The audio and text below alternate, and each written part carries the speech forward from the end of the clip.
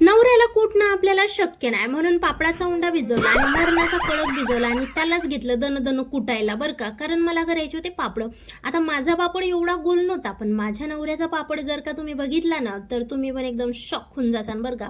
कारण हाच फायदा असतो. 8 वर्ष रूमवरती राहून त्या सर्व मुलांच्या चपात्या करून करून माझ्या नवऱ्याला एवढी गोल गोल पापड लाटता येतो ना बाई, मला एकदम नवलच वाटला. असं गोड बोलत बोलत मी ना अर्धे जास्त पापड माझ्या नवऱ्याकडनं करून घेतले बरं का. खरंच एखाद्या बाईला जर का हे पापड पाहिलं ना, जिला पापड येत नसला तर ते शरम के मारे मर जाएंगी. अरे मग नंतर तिचा नवरा आमच्या घरी यायचा पेढे वगैरे घेऊन बरं का, की गेली बापा एकदाची का कटकट माझ्या भोवती होती ते गेली. आता आमच्या जळगाव जिल्ह्यामध्ये एवढं ऊन तपताय ना की इथं जडून जडून लोक जडायला आले बरं का. पापड काय चीज आहे म्हणून पटकन पापड पण माझे एवढे लवकर सुकून गेले. नंतर मग म्हटलं चला यांचा ड्रामा काही संपत नव्हता म्हणून पटकन मी वरतून पापड वगैरे घेऊन आली आणि मस्त डब्यामध्ये भरून ठेवले मी बरं का. आता पापड तर माझे सुक